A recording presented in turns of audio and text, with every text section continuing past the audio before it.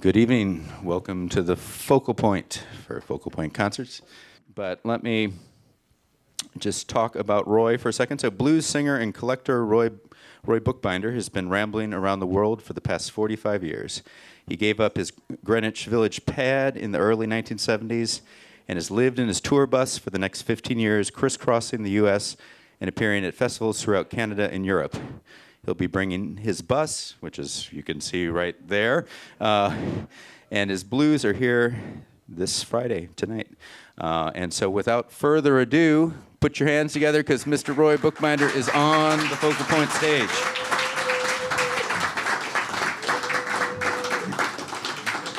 Oh, shucks, thanks. Welcome. Looking forward to it. It's actually been like almost 60 years now. Yeah, I was saying, I was intervening. Time flies. I actually live in a house for the last over 25 years. New wife's got a house. She took me home and showed me that house, and I fell in love with her. And she told me she had a job. It's like I hit the Cornella. It's working out. I've been there for 30 years. It's pretty good. She's going to meet me in Memphis for my birthday coming up next week. I've always enjoyed playing the Focal Point. There's less and less clubs from the old days still going on. Cafe Lean is the oldest club. I first went there when I drove Reverend Davis and Mrs. Davis up there for a Thanksgiving gig. It was a great time. Rosalie Sorrells, you heard her. She was singing there, and she was actually living in Lena Spencer's apartment with 4 or 5 of her kids. And she made the turkey, and Reverend Davis, we were there for Thanksgiving Thursday, and then Friday, Saturday, Sunday, Reverend Davis did shows. It was pretty good. Mrs. Davis came up. I drove them up there. Anyway, here we are.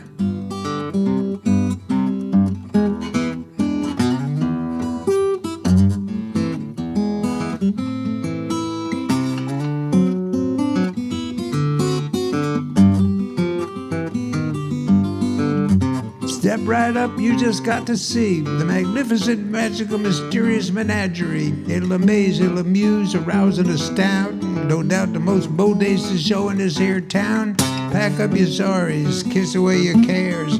You won't have to worry no more. If you're tired and run down and life ain't worth living no more, can't hardly drag yourself out of bed like before. You got no health, no vitality, no vigor, no zest. The chief's Indian remedy elixir's the best.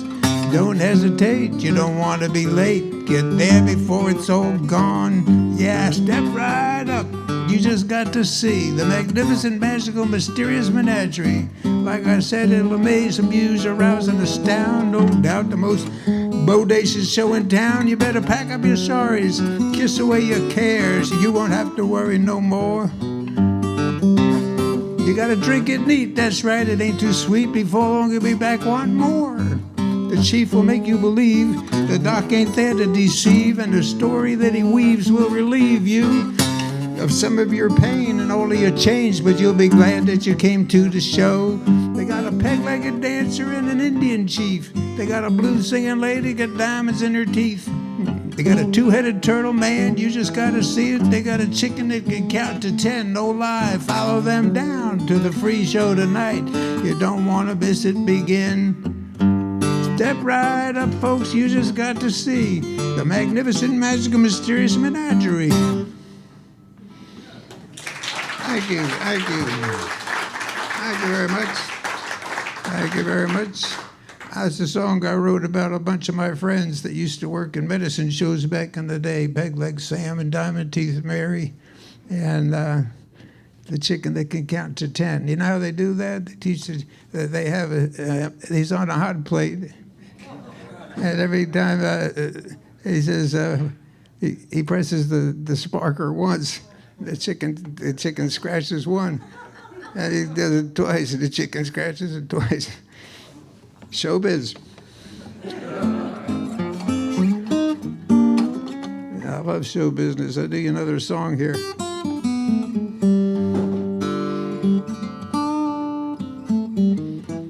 This one I made up in another one of my songs.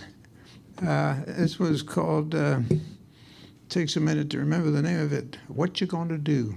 I kind of play in the old Carolina style of finger picking, and my two heroes, well, my old mentors were Pink Anderson and Gary Davis, and I got to hang out and spend part of their lives with me and them.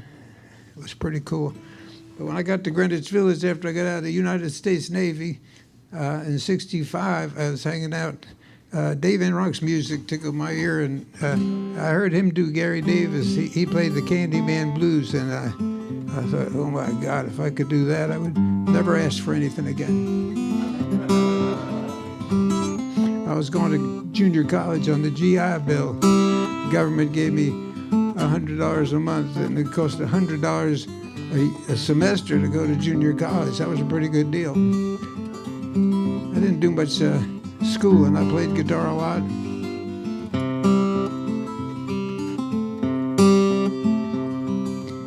And I started hanging out in New York and Greenwich Village, going to college there for a while. Got to hang out with Dave Van Ronk and Ramblin' Jack Elliott. I really admired the way they played. They made the old-time music their own, and that really tickled me. Called up Jack on his 91st birthday a couple of months ago, and we had a long chat. Anything you do with Ramblin' Jack Elliott takes a long time. He tends to ramble. I'm no slouch at that either. So. At the end of the conversation, I said to him, Jack, you know, some of my fans asked me who was the bigger influence, Pink Anderson or Gary Davis. He said, that's a good one. What was the answer? I said, actually, it was you and Dave Van Ronk. He liked that. Candyman, will I do anything in this God Almighty world to keep the Candyman home? Little red light, little green light, little red light, little green light, little red light, ooh, little green light. Well, you stop on the red and you go on the green. Don't mess with this in between. Big leg Ida, big leg Ida, big leg Ida, big leg Ida, ooh, big leg Ida. I sure do love that big leg gal, God knows I do.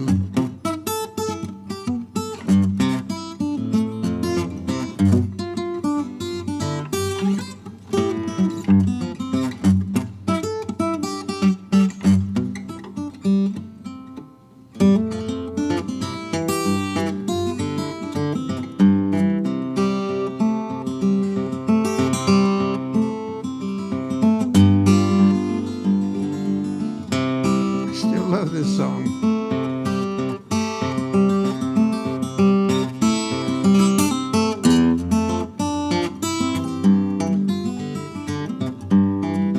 Candyman, been and gone.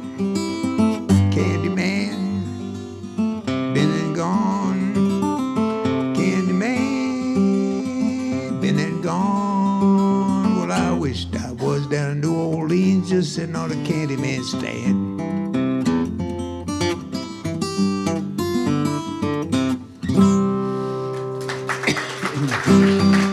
Thank you very much.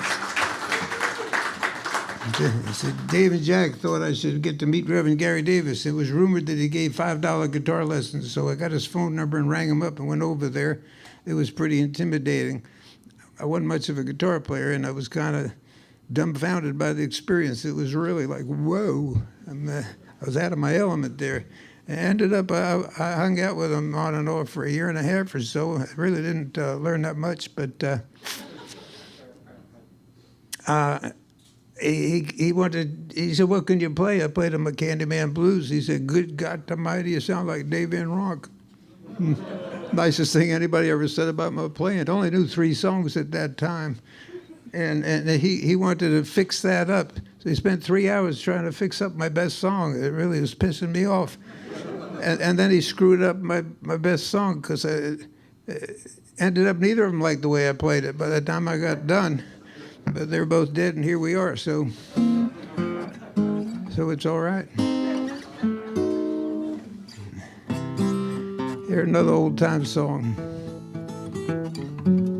No, I'm not going to do that. I'm going to do this one. This is a song I wrote for old Reverend Davis. He passed away May 5th, 1972. And I wrote The Preacher Picked the Guitar at that point. I played it last night over in Memphis, the Otherlands Coffee House. It was a nice little gig. And after the show, I didn't talk about the song a whole lot. I just said it was Gary Davis, you know. I walked off the stage, and some guy said to me, "That was the best version of Jorma's song, Preacher Picked the Guitar, I ever heard." I said, "Thanks." Appreciate it. Tells the story. Old Reverend Davis, when he got to New York in the 40s, was singing on the streets. A lot of people heard him. And then the folk music boom happened. And Peter, Paul, and Mary had a group, and they wanted to record the song. They heard him singing on 135th Street about Samson and Delilah. Folk music became popular music, and Peter, Paul, and Mary had a #1 hit. And before they recorded, the lawyers asked whose song it was, and they said, old blind preacher, Reverend Gary Davis, singing up on the street.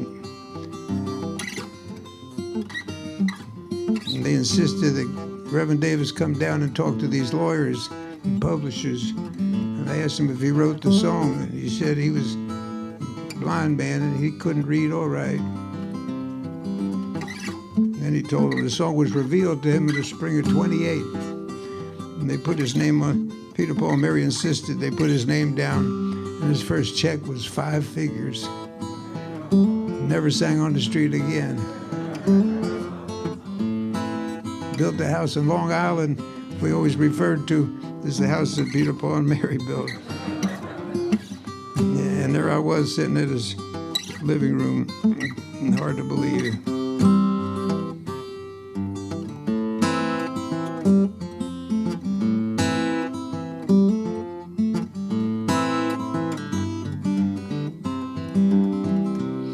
I'm gonna tell you a story about a man I once knew. He was a blind street singing preacher that played some blues. You know that his fingers picked the guitar. They danced up and down the board. Past his days he was singing and waiting on the Lord. Well, the people who heard his message came from miles around. You know, his pulpit was on the streets up in Harlem, sometimes way downtown. And his fingers picked the guitar. Hands made magic chords. Past his days, he was always singing and waiting on the Lord.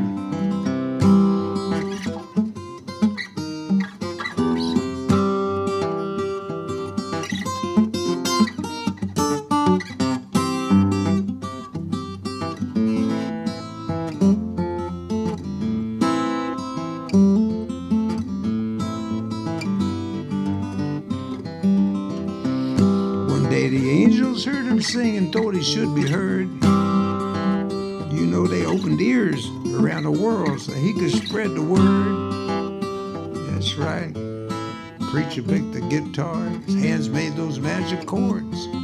Past his days, he was always singing and waiting on the Lord. You know, he sailed across the ocean to London into France, thanking Jesus every day for giving him that chance. His fingers picked the guitar, they danced up and down the board. Past his days, he was always singing and waiting on the Lord. One day his voice was quiet as time had come, knew where he was going and where he had just come from. That's right, preacher picked the guitar, hands made those magic chords. Past his days just singing and waiting on the Lord. Told you a story about a man I once knew. down street singing preacher to play some blues. Fingers picked the guitar, danced up and down the board. He passed his days, he was always singing, waiting on the Lord.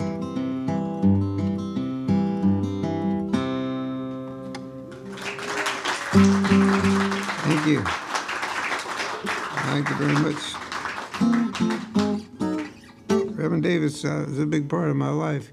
I always admired those that could really play his style like he did. I got some of it. I think I got just enough because worked out okay. I've been making a living for 60 years doing this. Play a little thing here. Here, I combined Gary Davis with another guy. Let me think of the other guy's name. He was a barber in Virginia, and he had a song called "A Ragtime Billionaire." William Moore, that was his name. It's getting hard to remember names. And it was Ragtime Billionaire, and he kind of ragged the guitar a little bit, but he didn't rag it enough, so I combined it with a little thing I got from Gary Davis. You might recognize if you're familiar with the Reverend's music. And it goes like this.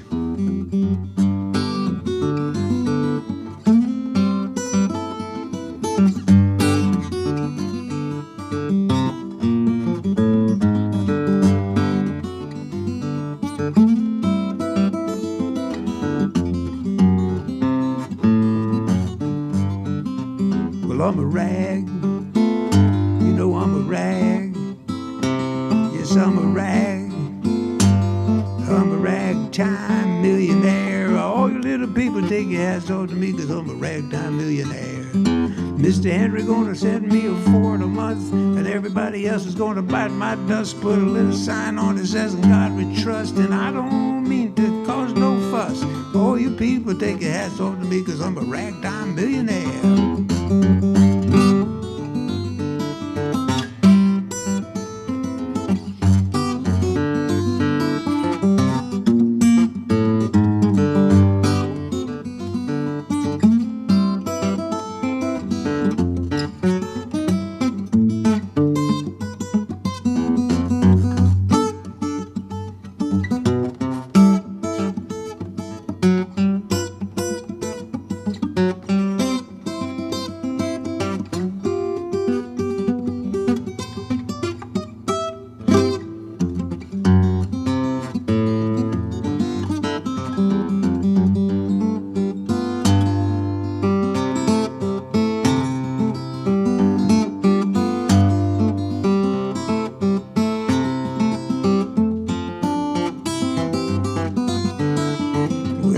Take my sweetie to a ball tonight and make you boys all treat her right. I'm gonna keep the girl outside half the night, and I don't mean to cause no fights. So all you people take your hats off to me cause I'm a ragtime millionaire. Yes, I'm a rag. Ooh, I'm a rag. That's right, I'm a rag. I'm a ragtime millionaire. All you people take your hats off to me cause I'm a ragtime millionaire.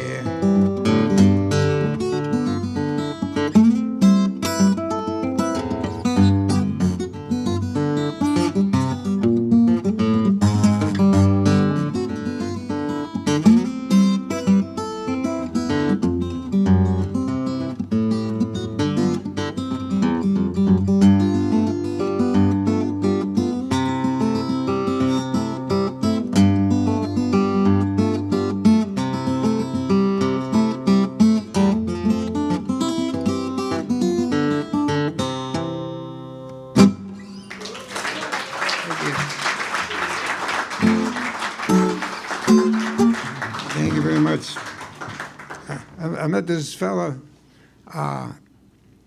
in 1969. I was living in an orphanage in the South Bronx. I wasn't an orphan.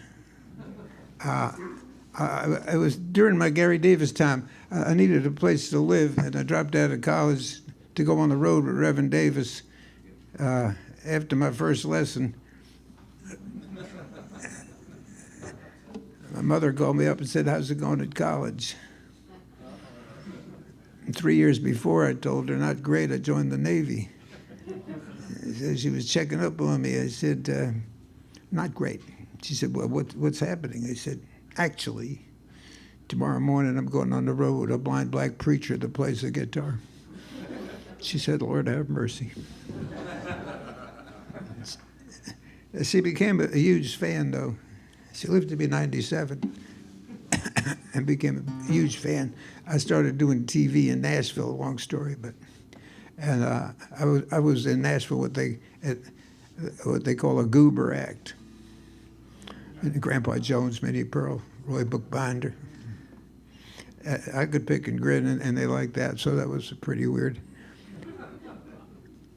I had some good times there, though. One time, it was like a talk show I was doing. I'd do my song, and then I'd sit on the couch and schmooze with people. I'm a good schmoozer. So Charlie Pride was the guest one time, and I did a song by Pink Anderson, talked about him. And Charlie Pride is the host, Ralph Emery. I mean, he was no Johnny Carson, but he was good to me.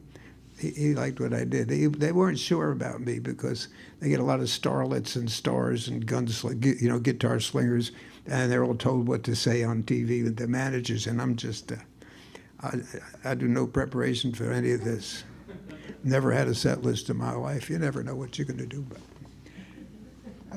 So I come over there, and the host wants to introduce me to Charlie Pride, and he's laughing hysterically. So I'm standing there like a doof, I said, Charlie, what's so funny? He pulls himself together. He says, what's so funny? You just played 2 songs like my uncles in Mississippi, and I did a Hank Williams song. That's pretty funny. Pink Anderson worked in medicine shows. He's in my song, Step Right Up.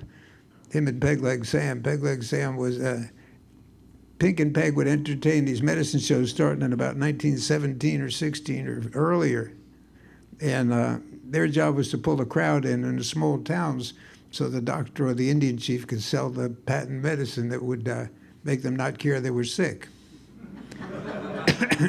And Pink worked the shows for over 50 years till he had a stroke. And I met him after he had the stroke. I was still at the orphanage. Like I was saying, I had a 2-week vacation. I told Gary Davis, I'm going to look for Pink Anderson. They grew up 30 miles apart but never met. But Gary Davis knew Simmy Dooley. Simmy Dooley was on the 278s that Pink recorded for Columbia, I believe, in Atlanta. And Simmy taught Pink how to play the guitar. And they wanted to record more Pink, but they told him to leave the old guy home, so he didn't record again until the 50s. Yeah, good character. So I got down there, and a long story, I'm not going to bore you with how I met Pink, but there I was. And he told me Simmy died in 49. The Reverend Davis wanted me to tell Simmy that he did pretty good up in New York, I guess. Anyway, but I got to meet Peg Leg Sam then too, and Pink Anderson and Peg Leg Sam decided Pink couldn't work the shows anymore, and Peg was still working with Thundercloud's medicine show in the '68, and they decided I would go out with Peg Leg Sam in '69. I said, yeah, I'll do that. But ended up, Pink called me up and said, it's not happening. I said, what happened? He said, the chief. I said, what happened? He said, his heart attacked him. I said, what are you talking about? He said, he's dead. I said, Near Brush with Stardom, chapter 39 in my book I'm writing, Near Brushes with Stardom. Actually up to about 48 or 70 now, can't remember. But anyway, Pink used to do this song a lot. I recorded this song on my first album in 1972. I think that's 50 years ago, is it? Holy shit. I hope I remember the words. I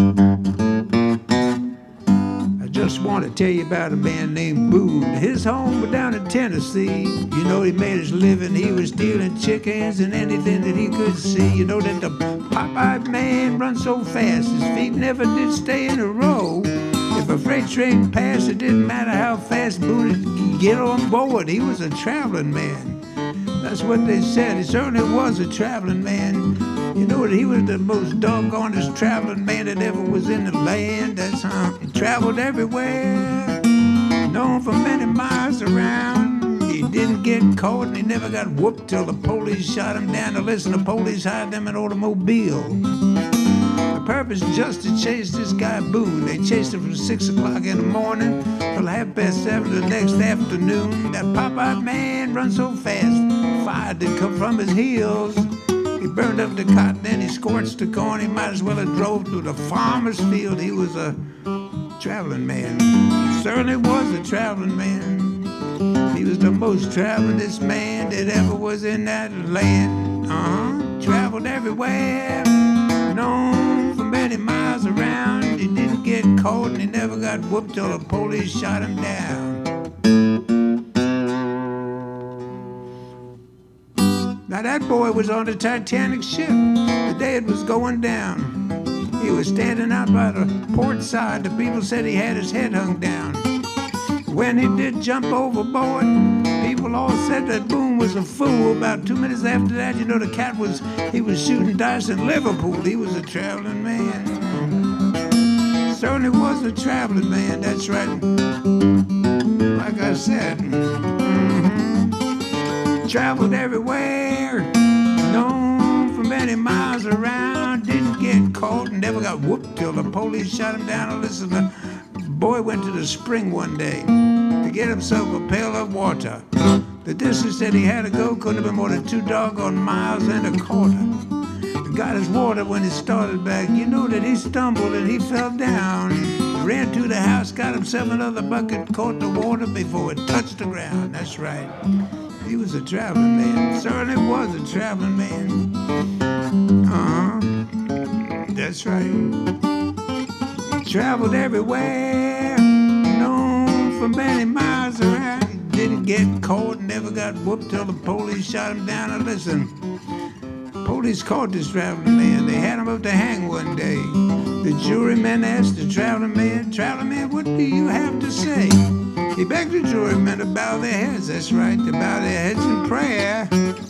He crossed a leg and he winked an eye and he went up through the air. He was a traveling man, that's right.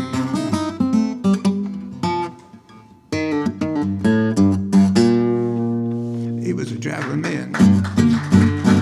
Thank you. Thank you.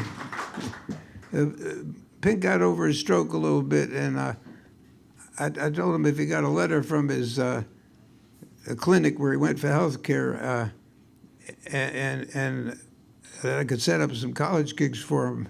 But I just wanted to make sure he wouldn't die on the road with me, you know. Not easy traveling with an old blues singer. You can ask my wife.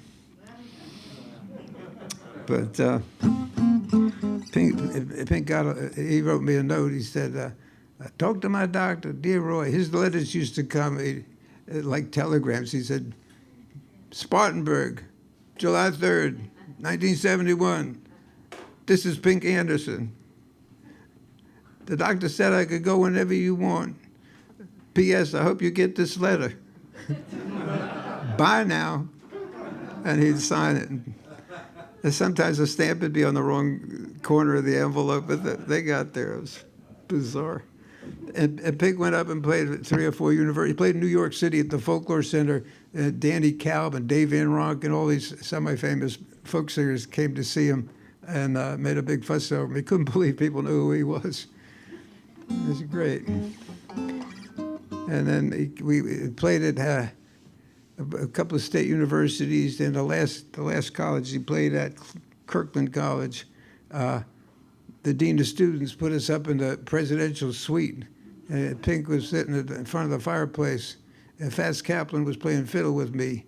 You all seen Fats Kaplan? He was with John Prine for the last 5 years of John's life. I just visited Fats and his wife, Christy Rose, down there in Nashville. He recorded with me in 73 and 74. Whew. But anyway, we were all there at the Pink Anderson thing. But the dean said, he called the bank up and said, he'll cash all 4 of the college checks I had.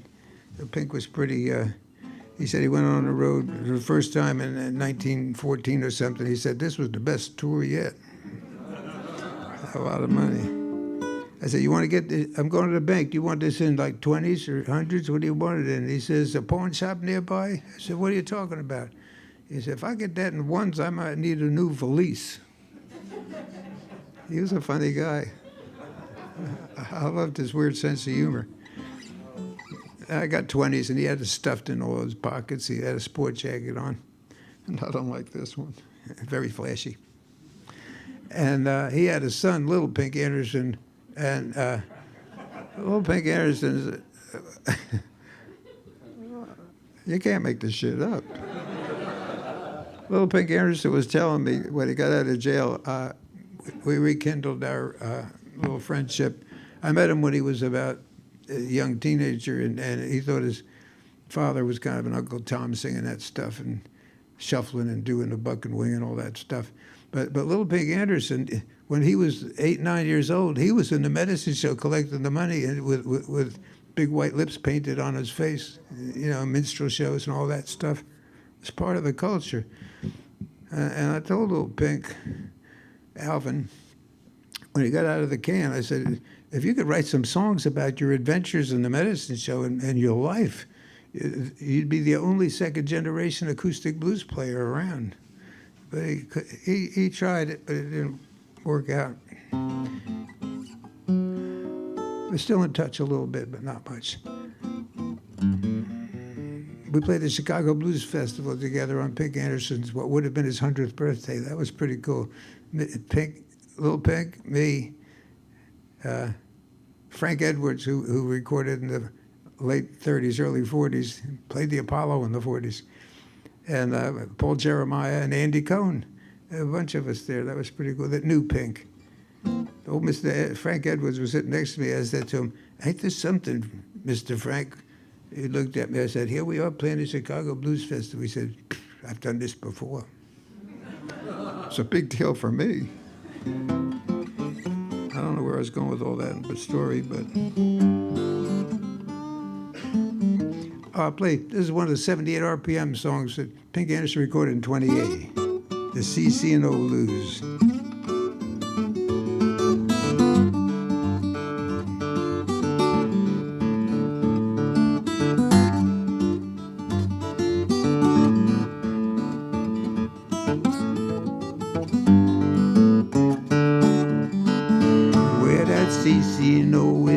Train or the ride.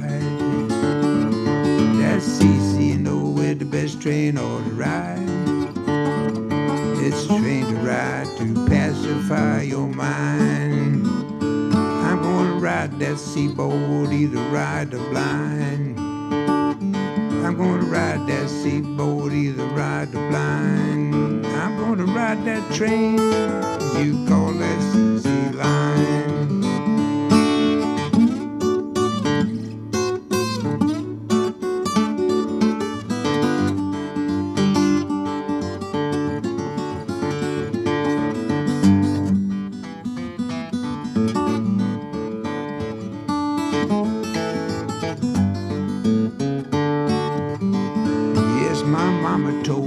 So did Father too. That's right, my mama told me, so did Father too. That CC&O son's gonna be the death of you. Well, ride that seaboard, either ride or blind. I'm gonna ride that seaboard, either ride or blind. I'm gonna ride that train, call that CC line.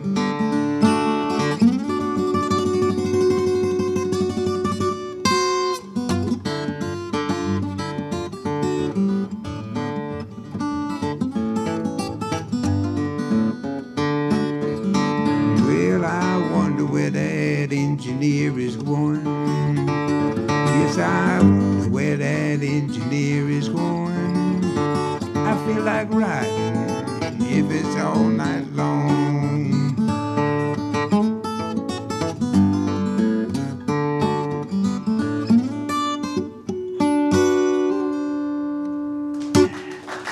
Thank you.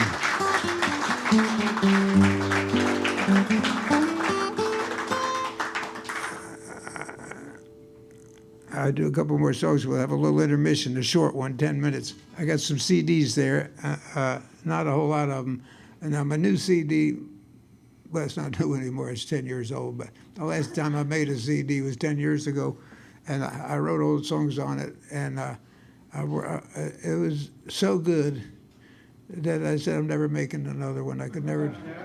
I wrote the tunes, and I I had a clarinet player. I always wanted to record with a clarinet player and a stand-up bass player, and I got them on there. And then I got this friend down home in Florida, Damon Fowler, got a band, and he's hot in that world. He often goes on tour with George Thorogood. And his second instrument is lap steel, so I said to him, I called him up. We're not really chummy, but we know each other. And I said, young guy, I said, Damon, I'm in the studio. It's Roy Bookbinder. He said, oh, good. That's good. I said, I got a couple of tunes that would sound really good with a little lap steel on it. What would it take to get you to come down and play on the record? He said, you tell me how much I have to pay you and I'll be there. That was a nice thing. And he came down, and there was a brief moment in history 10 years ago when that album was number 3 on the Americana charts online. And number 1 was Guy Clark, may he rest in peace. And number 2 was Townes Van Zandt. He was already dead when that record came out. May he rest in peace. And number 3 was The Good Book, my album. So that was pretty cool. And I got a few copies of that. That one's going to have to cost $20 because I only got a handful left. But all my other CDs are $10 a piece. So it's a heck of a deal. That's the pre-Easter sale. We're getting ready. We always have an Easter sale. We don't do a Christmas sale, but we do an Easter sale. But we're getting a jump on it this year. So I'm going to do this song and then take a break. And I might as well do what am I going to do? I'm going to do The Good Book, the song. This song was, I always wanted to write a song Reverend Davis and Mrs. Davis would have liked. She liked me more than he did, but that's a long story.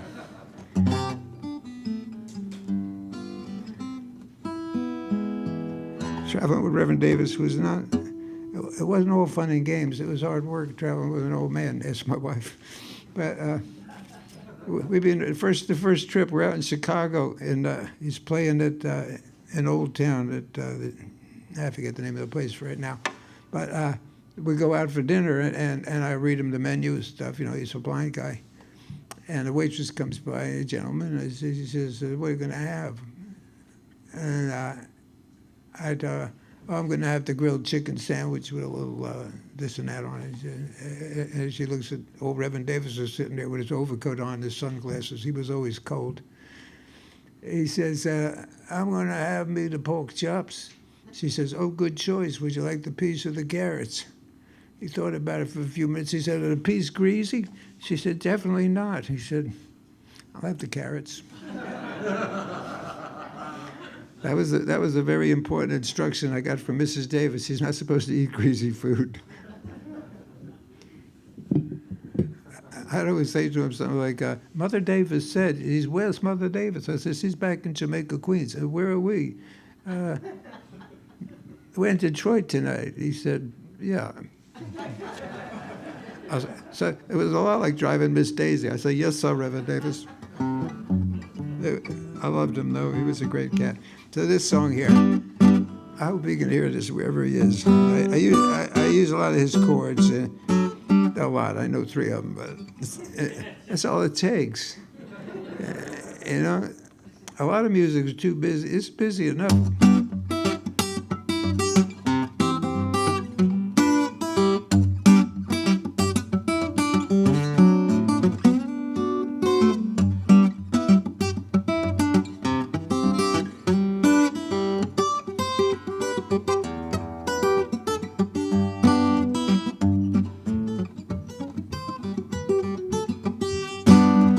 My mama told me, you know my papa told me too.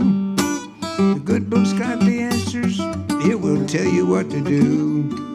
The good book's got the answers, you just wait and see. The good book's got the answers there, just for you and me.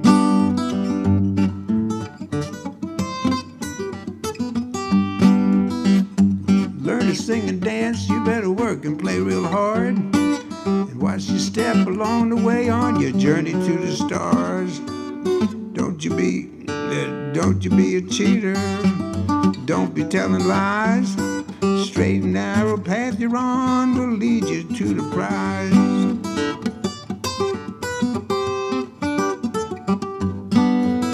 Yes, my mama told me, Papa told me too. The good book's got the answers, that's right, it will tell you what to do. The good book's got the answers, you just wait and see. The good book's got the answers there just for you and me.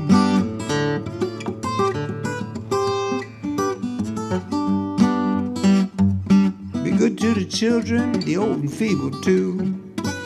Don't be doing to others what you don't want done to you. Mind your own business, keep singing a happy song. A soldier in God's army always knows what's right from wrong.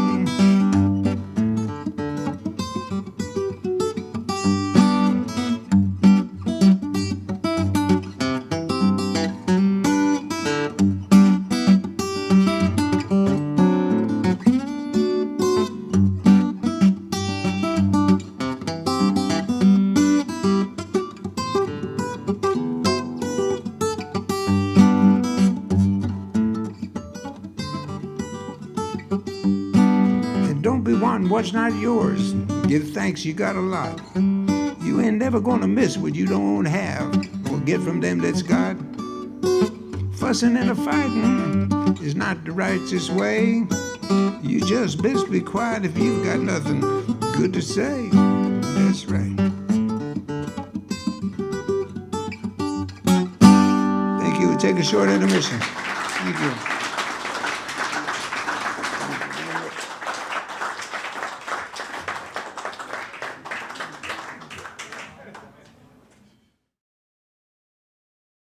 Time to bring Roy back out, because that's what you're here for. Roy Bookbinder.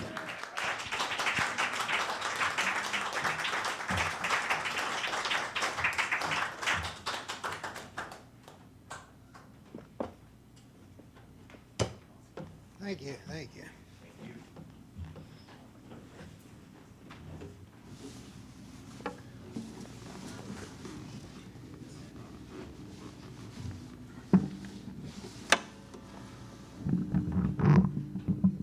I don't know if the chair moved or what.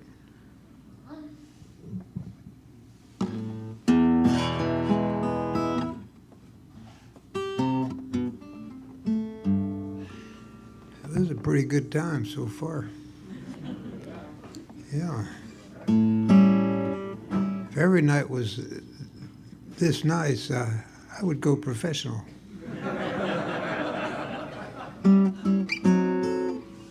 Actually, all the nights are pretty good. When you start out, you're not playing such nice places, but this is pretty damn good.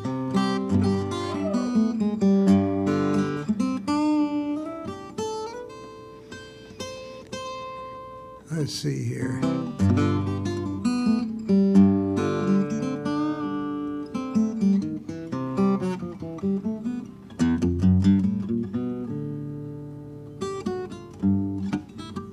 I haven't done this for years.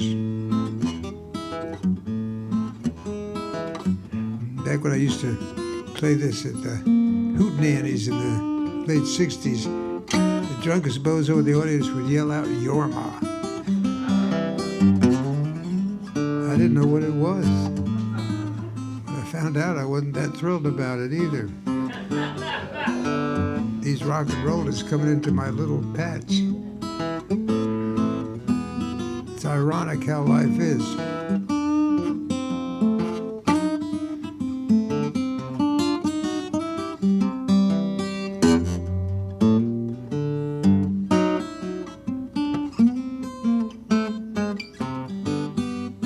Nickel is a nickel, dime is a dime. A house full of children ain't one of them mine. Tell me, how long must I wait?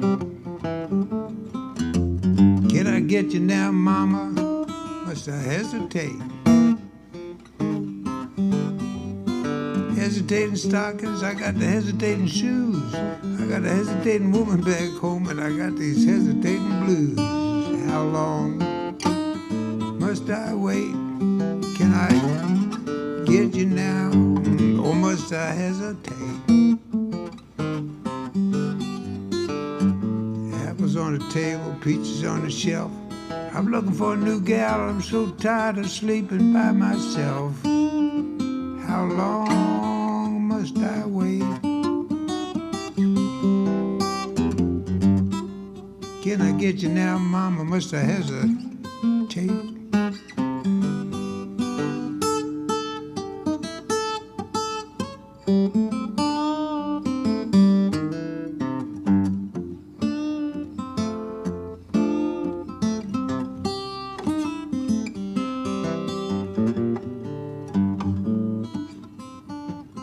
I must have moved the microphone because it's feeding back a little bit on me here.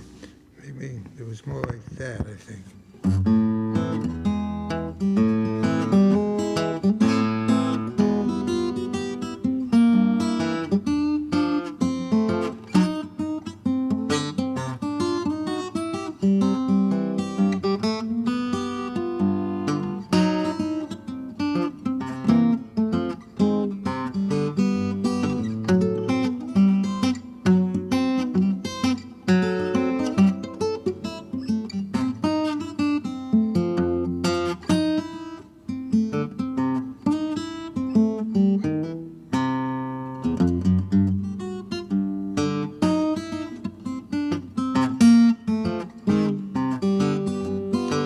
On the table, got the peaches on the shelf. I'm looking for a new gal, I'm so tired of sleeping by myself. Tell me how long must I wait? Can I get you now? Can I get you now, or must I hesitate? Yeah, the eagle on the dollar said, in God we trust. A woman wants a man but wants $1.50 first. Tell me, how long must I wait? Can I get you now, mama? Must I hesitate?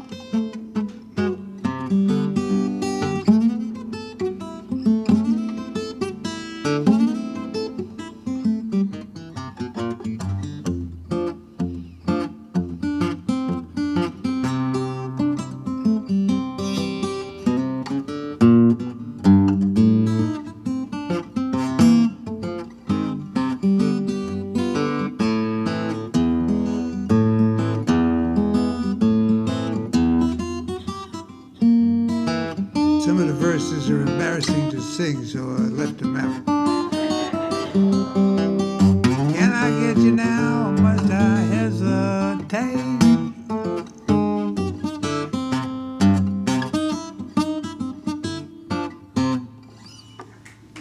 Thank you. Thank you, thank you, thank you.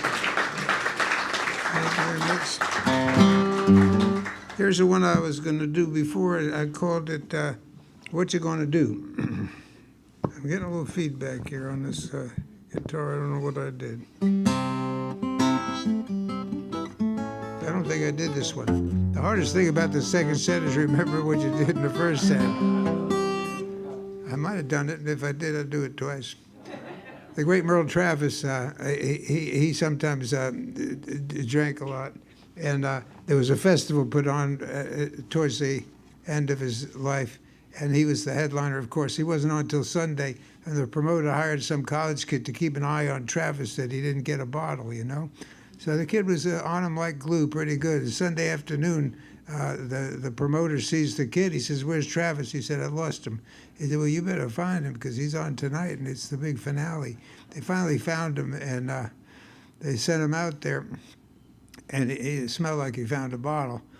And he played the hottest version of the Cannonball Rag that anybody ever heard in their life. Then he played it 2 more times. Nobody complained, though. So you never know. But this is a good song. What you gonna do? I know I did it last night, but I don't think I did it yet. Did I? What you gonna do when your baby says you're gonna pack up and go? What you gonna do when the gal you love says she don't want you no more? Well, you can run, you can hide, you can catch a freight train. The life that you're leading never going to be the same. What you gonna do when your baby says you're gonna pack up and go?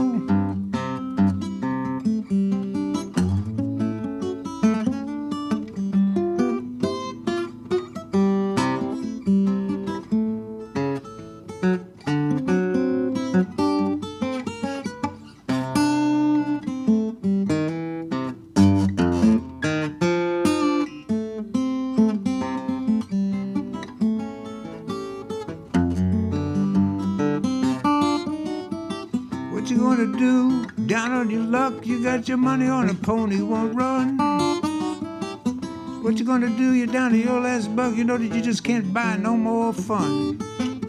You know it should have happened, you know it would have been. You know it could have got that man, but your pony didn't win. What you gonna do when your baby says you're gonna pack up and go?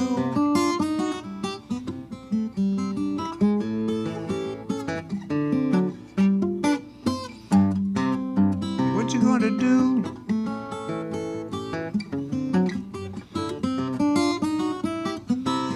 You have to wait for it to come around.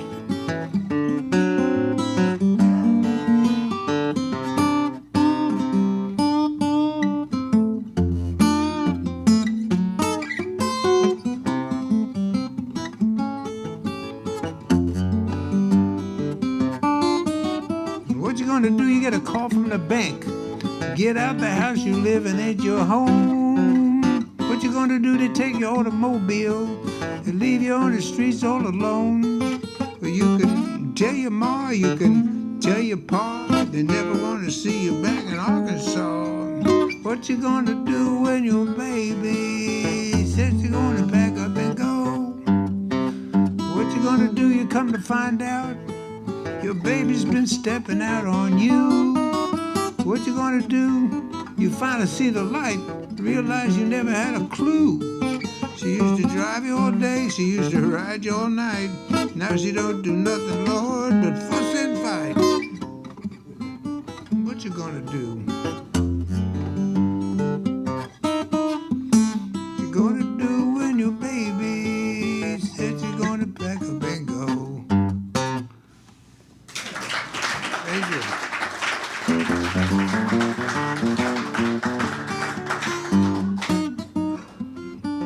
I like that one. That's a good song. Let's see here. I was in England. I was in Norway, but I did a show and visited friends in the Jersey Channel Islands. And the day before my concert in the Jersey Channel Islands, so maybe it was 2 days before, the Queen passed away. It was a heavy moment there. But, and they weren't sure if they were going to do the show or not. They had to wait for the word to come from London, what was you're allowed to do. And they ended up, they had the show, and they just said, had a minute of silence before my show. That was pretty cool. That's awkward times, I tell you.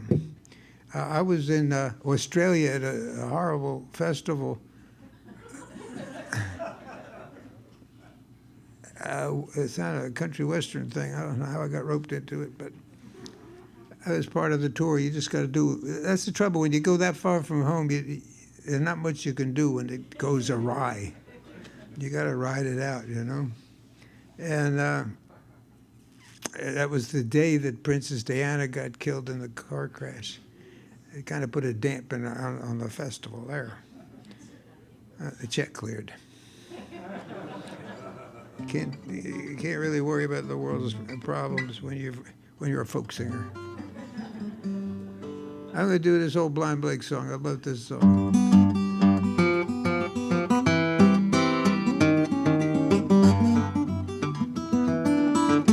Blind Blake had a great right hand. Playing his style, it's all about the right hand. The right hand's your personality. Left hand's your brain. You got to know where the chords are, but the right hand, everybody's going to play it different. Met a gal at a cabaret. She said, "Pretty papa, you're going my way." She was mad to know what it was all about. The girl took me home, that's right, just to kick me out. She broke my nose. Spread my chin, she said she did not want me hang around again. Chased me through the kitchen and into the hall. The girl beat me with a chair till my head got sore. But that'll never happen no more. What?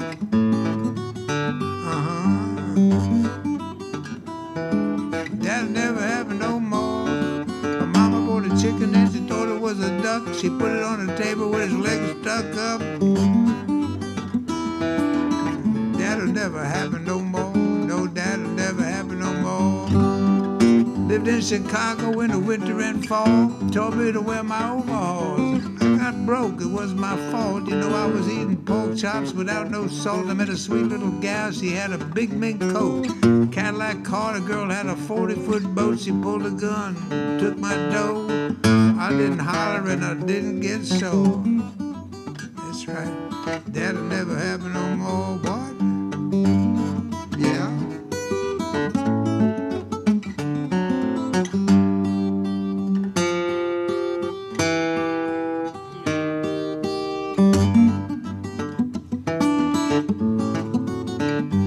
Now I went to a party last Saturday night. I got into drinking, feeling all right. I lit up a reef and I smoked some gin. Oh man, I sat back waiting for the fun to begin. A sweet little gal come right up on me.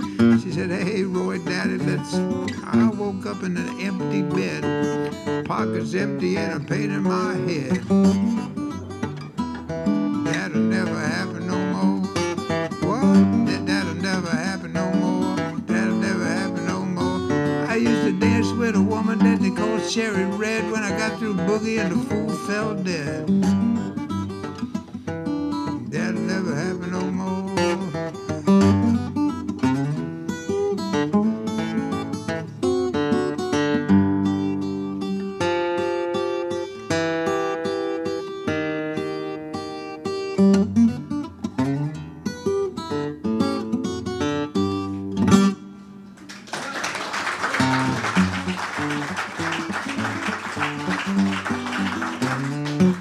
Can't do that no more.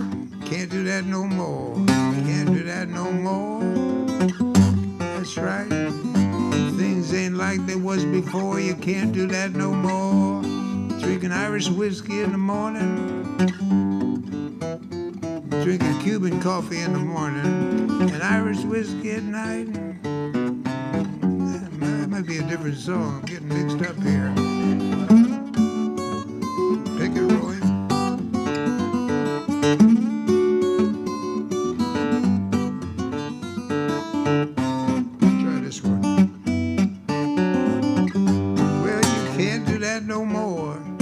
Can't do that no more. Can't do that no more. Can't do that no more. Because things ain't like they was before. You can't do that no more.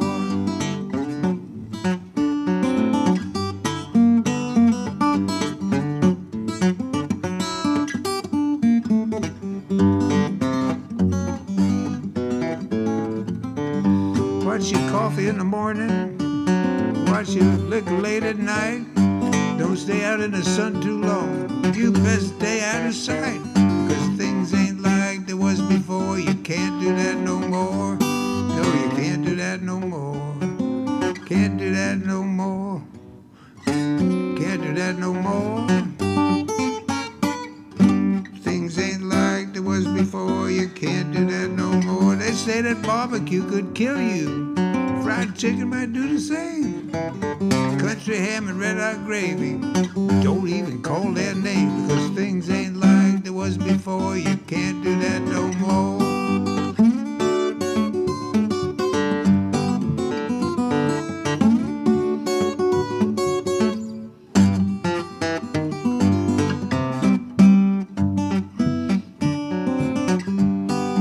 Can't do that no more. You can't do that no more. Can't do that no more.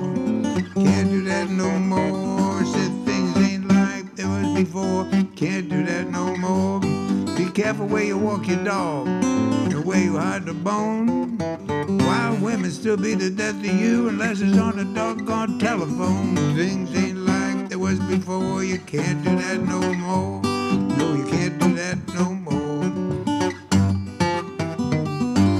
Can't do that no more.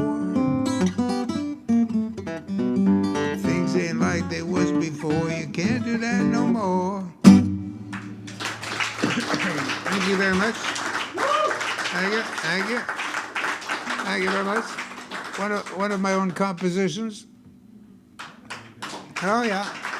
Okay. Okay. Now I'm going to do one. During my country western period, I was in Nashville on the TV there, and they had this guy from Florida singing a song that really knocked me out. It was his name was John Anderson. And I listened to that song. I said, God, I wish they could do a real song like that. Like I really don't do any. I do a lot of novelty tunes, I guess, and a couple of heart-wrenching blueses. Not many. But I thought to myself, I wish they could do a song like that. He had such a great song. It was written by Billy Joe Shaver, and Billy Joe called it "I'm Just an Old Chunk of Coal." And John Anderson took that song right up to the #1 spot in the country charts, and he was huge.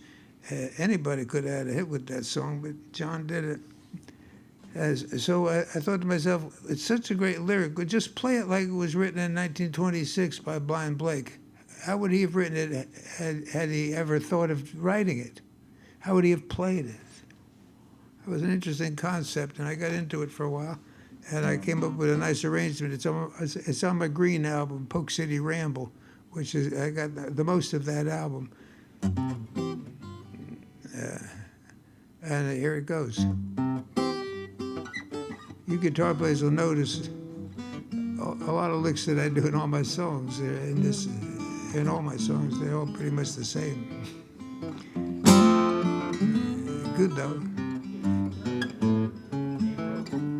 There you go.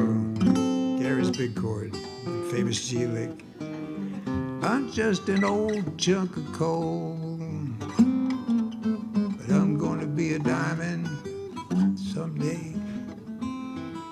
I'm gonna grow and glow till I'm so blue, pure, perfect. I'm gonna put a smile on everybody's face. I'm gonna be the world's best friend.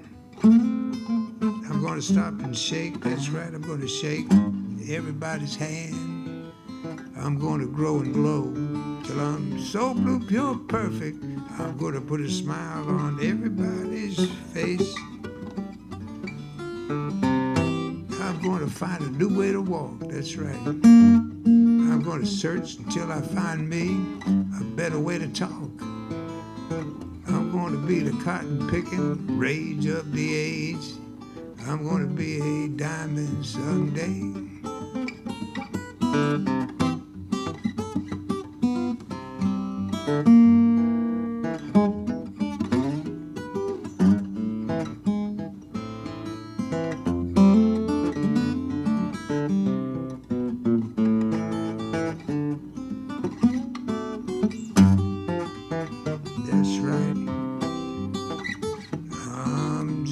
Chunk of coal. I'm gonna be a diamond someday. I'm gonna grow and glow till I'm so blue, pure, perfect. I'm gonna put a smile on everybody's face.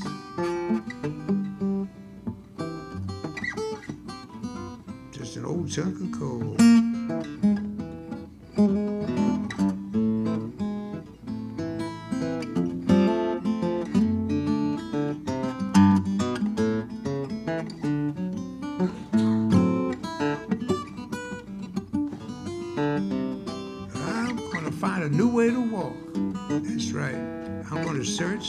Search until I find me a better way to talk. I'm gonna, you know what I'm gonna do. I'm gonna be a diamond someday, that's right.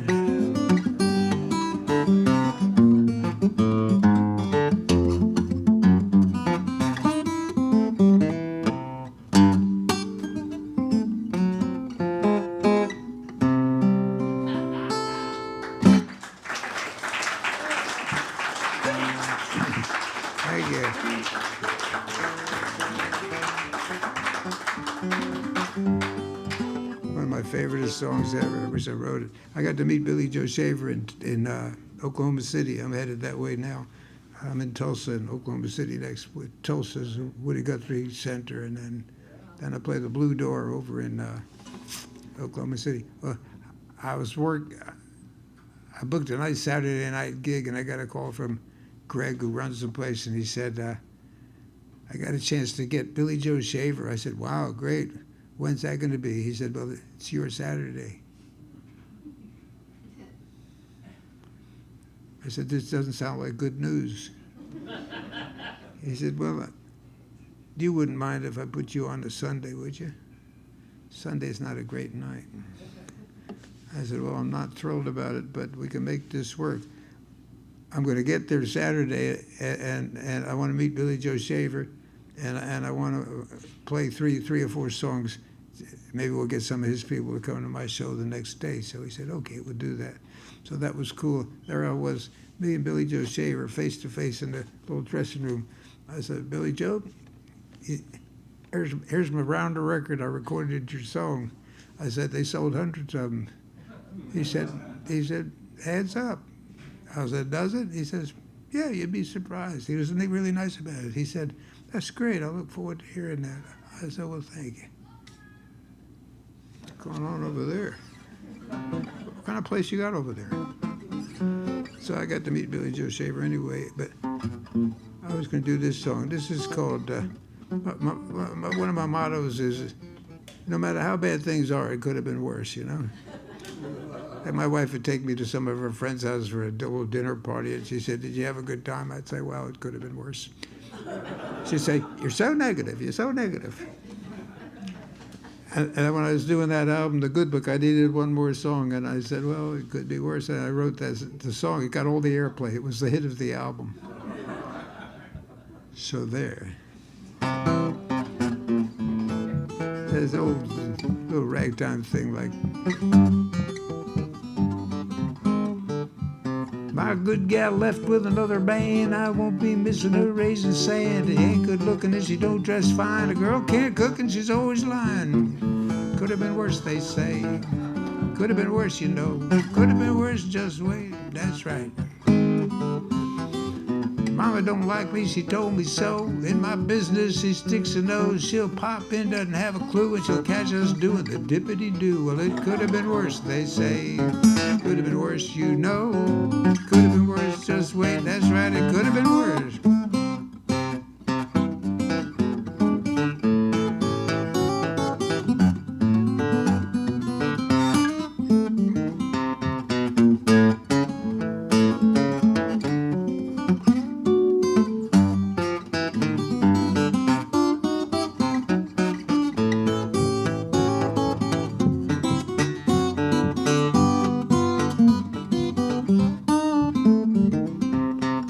Her whiskey and she likes her wine. She's smoking them reefers all the time. She gets so high, can't hardly stand it. She can't remember that I'm her man. Could have been worse, they say. Could have been worse, you know. Could have been worse, just wait. Shucks.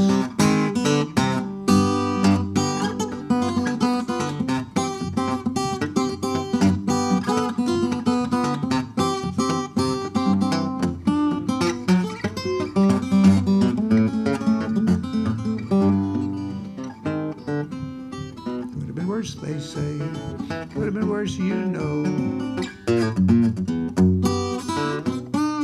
That's right.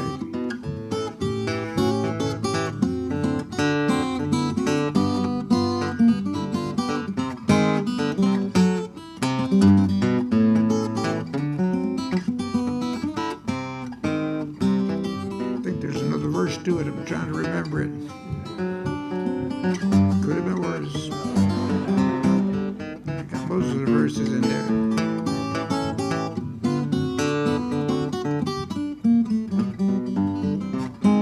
Oh yeah, she's telling stories on all her friends. Who's doing who to what, where and when. Here's some oh shucks, we'll try it again. She's telling stories on all the friends. Who's doing who to what, where and when. She hears some trash, she just wants some more. No, that's not exactly it. Listen to that record, I guess.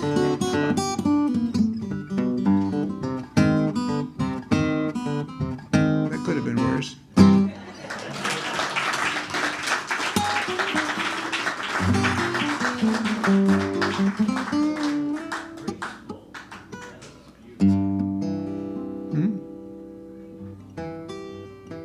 There's a song that Stephen Grossman got Reverend Davis to remember parts of this song, and Stephen kind of cleaned it up a little bit and it made it presentable. And I recorded it in 1970 on Adelphi Records, my first album, which is back in print on Adelphi Records as a CD, and you can get it from my website. I pack up the envelope myself and drag it to the post office. It's a tough life. You know, certain things happened in the world. It hit the news, it was a big deal, and they, you know, like John Henry and all those kind of people, and Stagger Lee. And if you look back in history, some of these things really happened. And Delia Green was a gal from Savannah, a young teenager, and she got murdered by a boyfriend, some kind of domestic squabble. She really wasn't a gambling girl, but that's the way it ended up in the song. Can't trust folk music. This song was recorded, the first recording I ever heard was Blind Willie McTell did it in a drop D tuning. David Bromberg covered it that way. And Reverend Davis's version, as he remembered it, I recorded on my first album. They both came out in '72. Bromberg's a good guy. Now that we're old guys, we're all pals. We were all at each other's throats back in those days. We were at the Philadelphia Folk Festival. I was the host of the stage because I talk a lot. It was the blues stage a couple of years ago. It was the 50th anniversary, so it was 10 years ago. It was me, and Bromberg was there, and Jorma Kaukonen was sitting on his side, and Tom Rush was sitting on his side. It was really a good workshop. And it was a workshop. You really just each did a song and passed it around. And Bromberg, of course, had to play with everybody. It's what he does. It's pretty good. But I got to do my song, and I gave him the evil eye, and I didn't want him to play with me, so he caught on. And afterwards, we were packing up. We had a good time, and we were all shaking hands and carousing backstage. And he said, "God, that was so much fun, wasn't it?" He said, "Remember back in the village in the '60s, we were such assholes, you know." I said, "Speak for yourself, David." At least he knew it. It's a lot easier for old guys to be friends than young guys. We all know what we are by now. But anyway, this is the version I recorded back then. A story about Delia. Delia was a gambler, gambled all around. Delia was a gambling girl, but you know she laid her money down. She's all I got and gone. Dee's mama took a trip out west.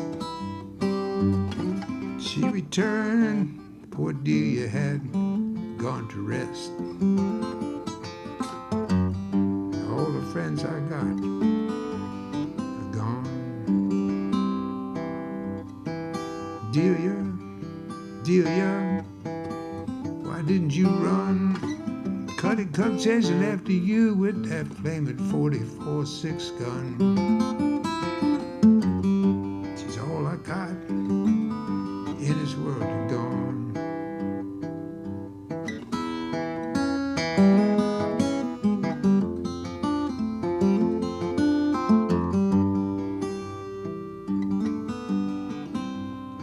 A rubber-tired carriage and a double-seated hack carried Delia down to the graveyard, never carried Delia back. She's all I got in this world, gone. Been in Atlanta, trying to pass for white. Delia, my darling, she's in the graveyard and she's 6 feet out of sight. She's all I got and gone.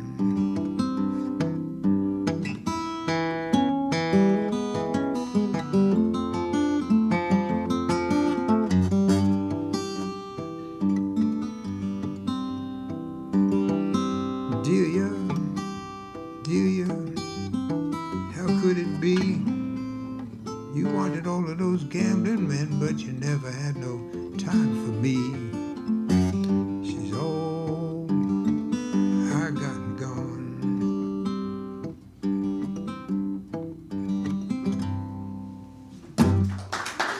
Thank you.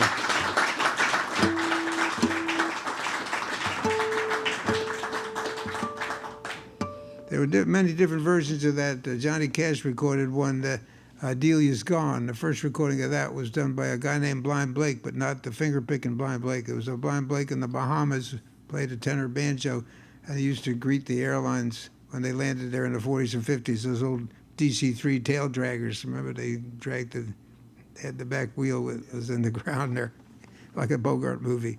And his little calypso band used to greet the tourists as they got off the planes, and he sang Delia's Gone.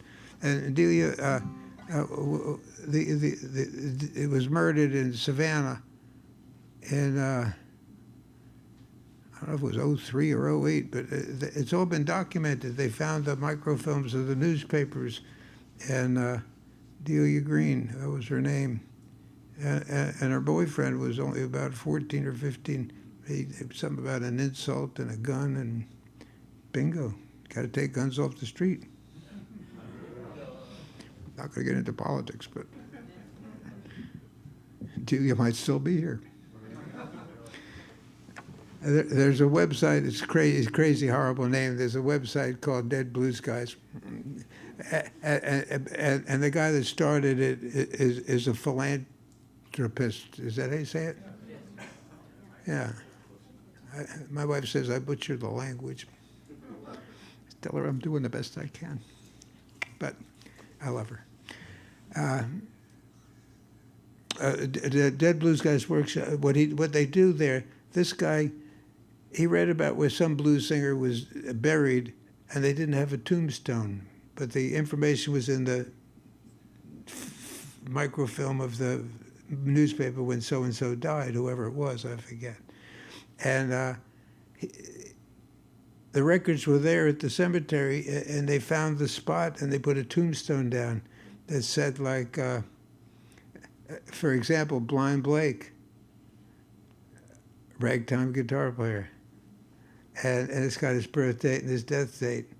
And it's there in the graveyard. And that happened in modern times. And they have put over 200, I believe, stones down. They got a stone cutter who was a blues fan and doesn't charge them anything. And the guy makes no salary. It's all donations and whatever. And just a couple of years ago, they found out, they found the newspaper thing in the internet somehow. I don't know how that shit works, but they put a stone down for Delia. It says Delia Green, Blues Muse. She has so many songs written about her. And there it is for generations to go look. I mean, I know a lot of people. I got a good friend, Todd Albright, who plays 12-string guitar like Blind Willie McTell and those guys from Atlanta. He just plays the Atlanta style. And he learned a lot from Paul Jeremiah, who had a stroke and doesn't play anymore. But Todd is keeping that alive, and he's got an album out on Third Man Records, Jack White. And so he's on tour. Maybe he'll play. He's been here, I think, once.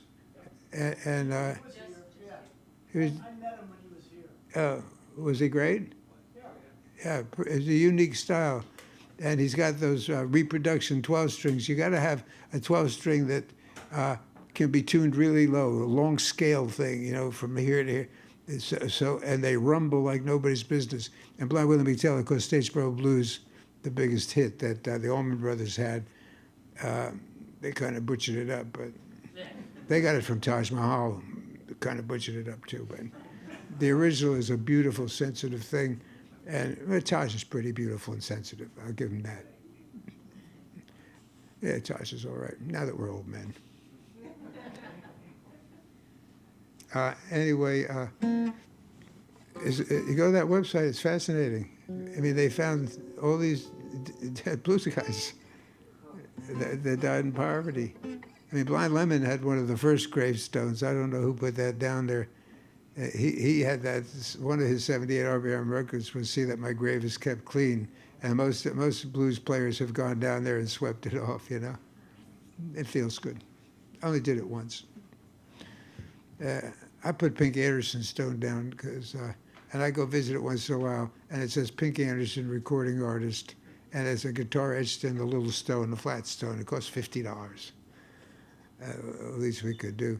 And I find like people leaving harmonicas and flat picks. I always clean it off with moonshine because he was in that business. He was a hustler, but he got by. I don't know where I was going with all that, but I never want to know where I'm going in this thing. You think this is, I mean, it's not a tough way to make a living, but you got to remember the words. This is the first song I recorded in 1968. I think Pearl's Blue Goose Records. I had one song on an anthology, and I parlayed that into my empire. I mean, the dream back then was to make $100 a week playing the guitar. That's all you need, you know? And I told that to my new wife 30 years ago. And she said, well, you've done it.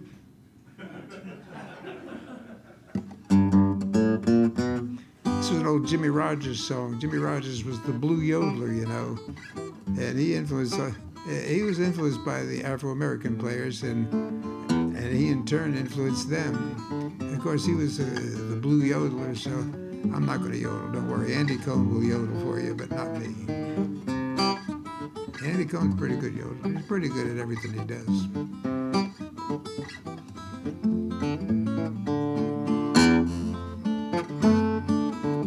I still love the song as much as I did when I recorded it. I had an old friend named Campbell. Campbell used to steal and gamble, made it a living, cheating all the while. He had a little game and he called it yoka. Sometimes he called the damn thing polka. He thought he was the smartest dude in town. I found out last Monday they locked up Campbell Sunday. They got him down in the jailhouse way downtown. They got Campbell locked in the jail, and nobody at St. Louis is going to go with bail. The judge said that he wouldn't accept no fine. He's in the jailhouse now. He's in the jailhouse now. I told Campbell once or twice, I said, Campbell, you better stop playing cards and shooting dice. He's up on the rock pile now. I remember last election, all the folks in action trying to find another president. Oh, come my brother by the name of Bill Austin. He walked from East St. Louis east to Boston trying to find an honest sentiment. My brother Billy was a voter, a big-time promoter, always looking for good advice. They told Bill to go to the poll and vote across the doggone very top row, but instead of voting once, the fool voted twice. Some said, he's in the jailhouse now. He's in the jailhouse. I told Billy back at home, Billy, you better leave the politician's business alone. He's up on the rock pile now. I went to town last Friday and I met a sweet little gal named Lighty, and I thought Lighty was the prettiest gal in town. Ooh-wee. Lighty began to spend my money. I began to call Lighty honey. We went into a swell cafe and we sat down. Folks, I was really in it. I was spending every minute, buying pork, wine, whiskey, and home brew by the quart. When I did go to pay that man, you know where I found Lighty's hand? In my pocket where my money was. She's in the graveyard now. She's in the graveyard now. I told the judge to his face, Your Honor, that lady's hand was out of place. Ooh, she's in the graveyard. She's pushing up daisies, and I'm in a jailhouse now. Not very politically correct, but that's how it goes. Thank you very much.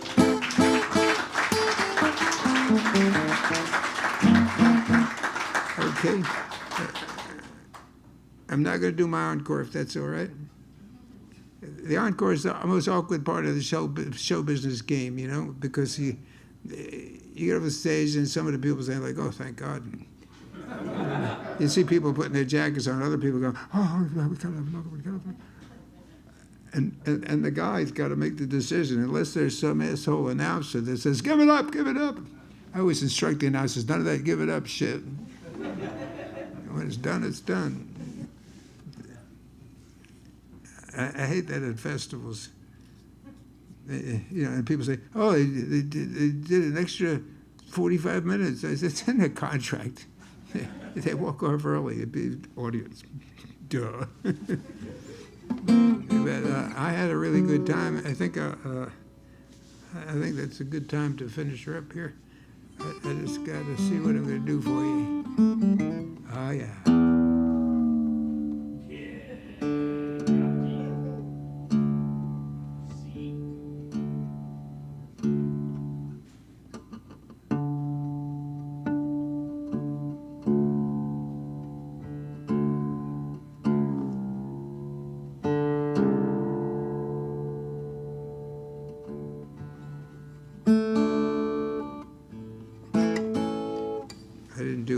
Did I didn't tune it down.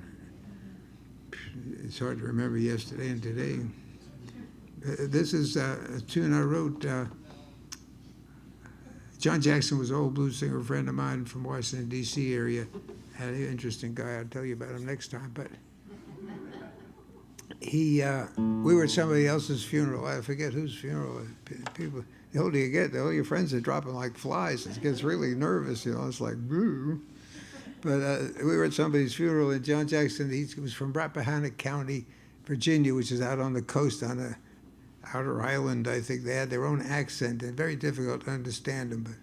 But he kind of said, we were saying goodbye to this dead guy, and he said, I can't do his accent anymore, but he was saying that the man had done a full go-round from birth to death. And I thought that was the coolest thing to say. He'd done a full go-round. So I eventually wrote this song. Another man done a full go-round. It's my most popular song. Jorma Kaukonen called me up a couple of years ago, if you can stand all my name dropping. But he was in I said, "What's happening?" He said, "I'm in Nashville." I said, "What's going on?" He said, "Oh, I'm recording with Tommy Emmanuel." I said, "Whoa. What's with that?" He said, "Oh, he's doing an album with friends." I said, "He didn't call me." I met Tommy Emmanuel at the Fur Peace Ranch, Jorma's guitar camp, where I taught one weekend for 28 years. And he was the other guest. I wasn't thrilled about that, being there with the world's greatest guitar player. I need the attention, and I thought, oh, this is going to really drain my crowd. But it didn't. But Tommy was ever so gracious and nice. And he heard me playing, and he said, "Oh, I have an old Kalamazoo guitar. I love that kind of music. Can I get it and play with you?" So I thought it would be rude to say no. But I figured he could handle it. It was just, I was playing to 3 or 4 guys before lunch, you know. And then Tommy came by, and he ran to his truck, and he got this old Kalamazoo guitar with old strings on it, and he started playing behind me. And whatever I played sounded better than it ever did, because he knew the reason for the second guitar player is to make the star sound better. It's not to show off. People don't get that. I never jam with people because I don't know how to play anything but these songs. But I don't let people play with me, really, as a rule, because they just get in the way. Especially harmonica players. They think the idea is to drown out the guitar part. I did record with my late brother-in-law, who knew that the job was to make me sound better, not to drown me out. He was a very talented harmonica player. May he rest in peace. But so I said to Jorma, "So what are you going to cut with Tommy?" He said, "I played him 5 songs, and he chose a Merle Travis song, of course, and he chose your song, Full Go Round." I said, "Really? It's not really a snazzy piece, but he liked the song, you know." So, that night I did on Facebook, I said, "Oh, I just heard Tommy Emmanuel's covered my song with Jorma." And then 4 months later, the record came out, and I wasn't on it. No. So I had to go to Facebook again. I said, well, we got cut. They did 2 other songs for Jorma.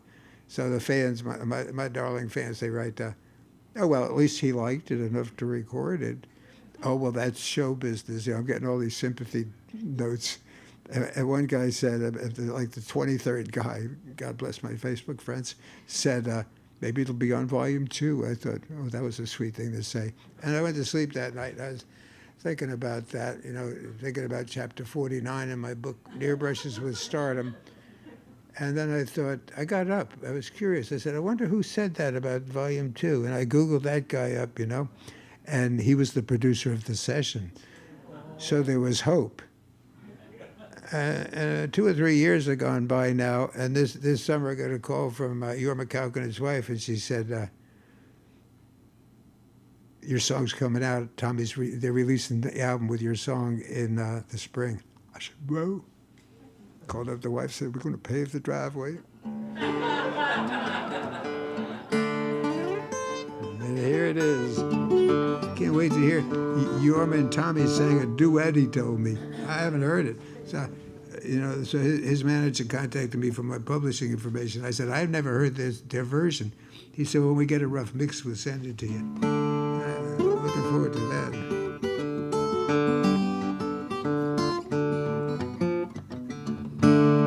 And thank you for coming here. Thanks to all the volunteers and people that keep this fabulous music venue alive for all these years. It's hard to believe.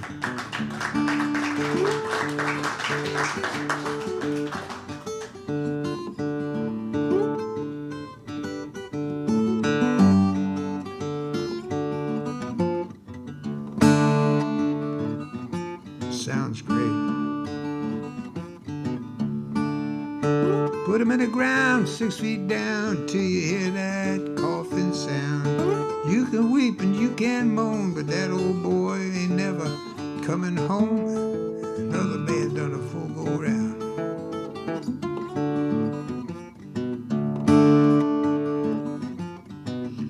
We can tell our tales, we can laugh and joke, we can ponder all day about the words he spoke. You can't run, you can't hide, death come creeping up by your side. Another man done a full go round, that's right.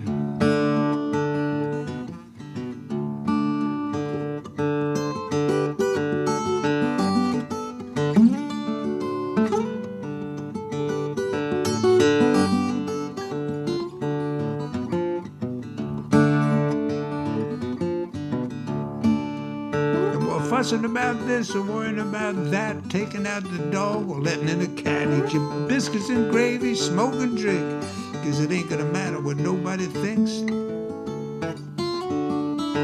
Another man done a full go round. Yeah, put him in the ground, 6 feet down, till you hear that. You can weep and you can moan, but that old boy never coming home.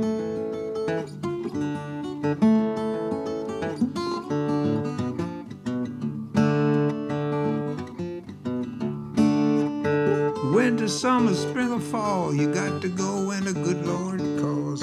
Made us laugh till we cried, only wish I took the time to say goodbye. Another man done a full go round.